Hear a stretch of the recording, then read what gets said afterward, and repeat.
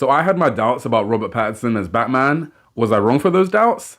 Yeah. What's up, people? So I got to see an early screening of The Batman, and I just need to say right off the bat before I get into anything else, this is the most different Batman movie we've had in a very long time. So the audience reaction I suspect is going to be quite divided, but where do I sit on it?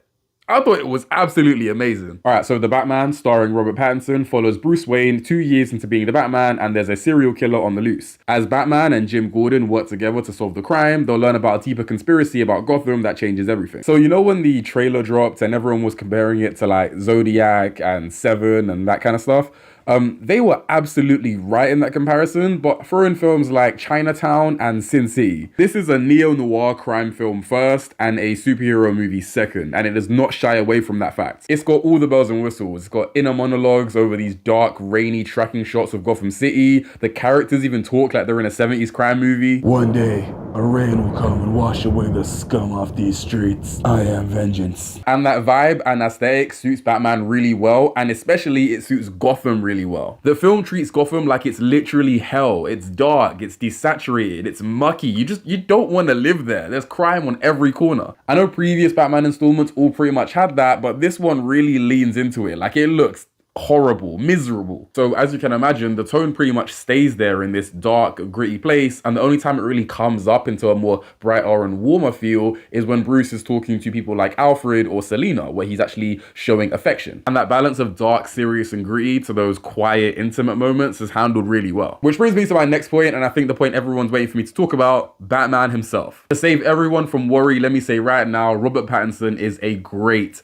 Batman. I really enjoyed his Batman in this movie, and it's a pretty unique take to previous ones. Don't get me wrong, he's still dark, stoic, and brooding, but this one takes it in a slightly different direction, as this is only 2 years into him being Batman. So his experiences are slightly different from Affleck's, Keaton's, and Kilmer's. I don't know why I said Kilmer before I said Bale, but there you go. Because his character's only 2 years into being Batman, Robert Pattinson doesn't have to do the Bruce Wayne lighter, playboy kind of persona. He doesn't need to balance it out with that. This is a version of Batman that hasn't really learned to put on that mask. So he's pretty much that dark, brooding, and aggressive and violent character all the time. Like, he's not learnt to come up into the light. He's just purely in the darkness. And that really benefits Pattinson because he portrays that really well. Like, he's very clearly angry and aggressive, but there's also a sadness to him. And I especially like how they did his suit, a wider mouth so you can see his facial expressions more. His eyes are more in focus. There's a lot of close-ups on his eyes because when you're wearing the suit, it's hard to actually convey emotion. That's kind of a problem for a lot of superhero movies. That's why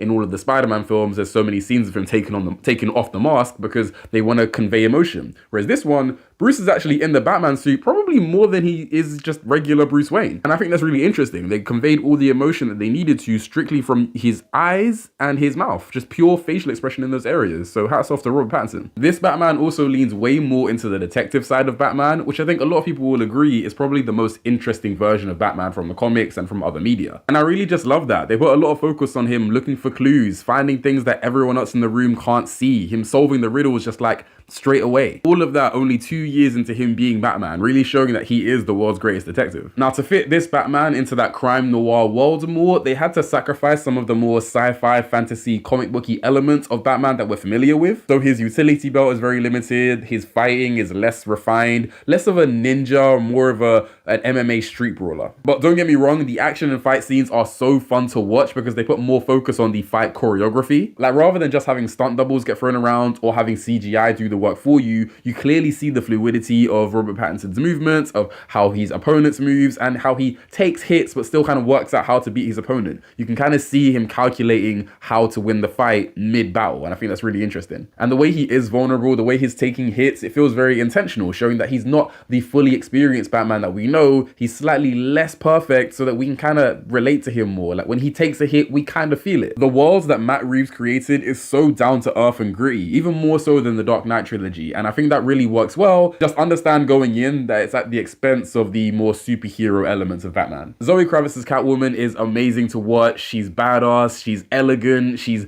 intelligent, she has real emotional stake to the story as well. Like, she's not just thrown in there for the sake of having a Catwoman to pair beside Batman. In this one, Catwoman has her own agency. Yes, she has really great chemistry with Batman, and you'll definitely take that away from this film, but you also just like to watch Catwoman. Like, when she's not there, I'm like, bring her back. And I'm not just saying that because it's Zoe Kravitz. That's partially why I'm saying that, but that's not. But she's written really well. Jeffrey Wright as Jim Gordon somehow steals the scenes even when Batman is in the scenes. I love it because he's one of the actors that fully commits to the world and commits to the type of story they're telling. So he's really playing that 70s tough as nails detective who's been at this too long, who's too old for this crap. He's that kind of detective. He's worked with Batman for a while, so there's a level of trust. But at the same time, when Batman kind of goes a little too far, he toughens up and he's quite scary. He commands a room. Martinez, you gone too far. This never would have run in my day. Commissioner, you gotta listen to me. Bats, I need your batarang and utility belt on my desk right now. It's great. It feels almost satirical, but like I said, this is the world that Matt Reeves created. It's very Sin City. It's very intentionally neo-noir crime. In that same vein, Colin Farrell's acting, oh my god. Again, he fully commits to this world. His character is that classic, crime boss, almost Godfather-esque character. He has his own crew. He leads the room and he really just leans into the role. His accent, his mannerisms. It's really easy to look at him and forget that it's Colin Farrell. And I don't just mean because of what he looks like. The way he acts and the way he presents himself just feels sleazy and mucky, but at the same time intelligent. Colin Farrell honestly kills it. And then there's the Riddler, Paul Dano. Honestly, MVP. MVP of this movie is Paul Dano. I don't care what anyone says, he is phenomenal. I would argue he deserves to be right up there with the greats of Batman villains, right there next to Heath Ledger. This man, his character proves why Gotham City has an Arkham Asylum, because rather than just playing a character who seems like they have mental issues, this guy really leans into the fact that his character is mentally unwell. Like, he gets to a point where you don't know if he's a super genius or just fully unstable and a psychopath. He really walks that line well. Right from his introduction, the Riddler is this unsettling combination of a calm, calculated evil genius